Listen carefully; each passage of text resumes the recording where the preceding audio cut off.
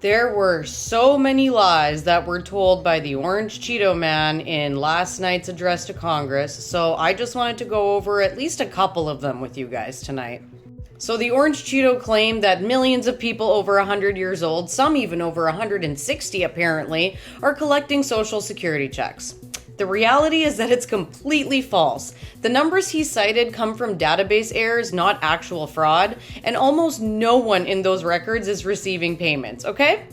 At one point, he said that Biden was the one who let egg prices skyrocket and that he's fixing it. When in reality, egg prices are actually now highest under him this year at $4.95 per dozen due to the bird flu, not Biden's policies.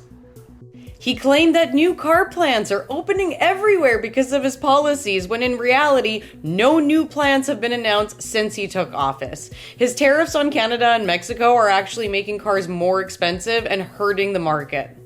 He said that towns like Aurora, Colorado and Springfield, Ohio have been destroyed by migrants, when in reality, local officials, and including a Republican mayor, actually called his claims completely false.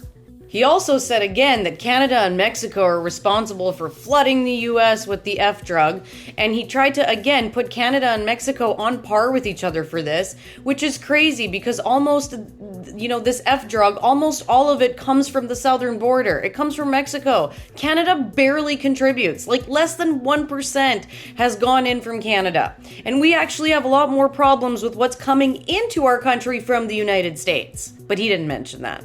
He also said that millions of migrants entering the US are schmurderers and gang members, when in reality, only 118,000 out of the 14 million migrants apprehended had criminal records. That's less than 1%. Less than 1%.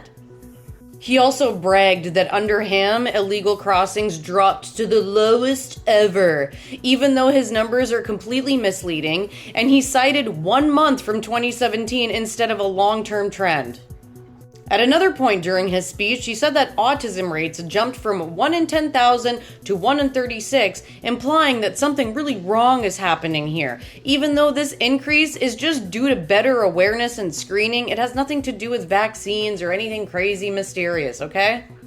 When it comes to the Ukraine situation, he again lied and said that the US has given Ukraine way more money than Europe, when in reality, Europe has actually sent more aid, $132 billion, compared to America's $114 billion. So, again, lies, constant lies.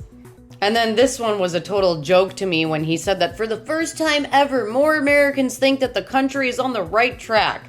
He used a right-wing poll and ignored past surveys showing way higher approval for Biden and Kamala. So, yeah, his whole speech was just packed with fear-mongering and exaggerations and outright lies. Because we all know his goal, right? Scare Americans, push his isolationist agendas, and make himself look like a hero to all of his blind cult followers.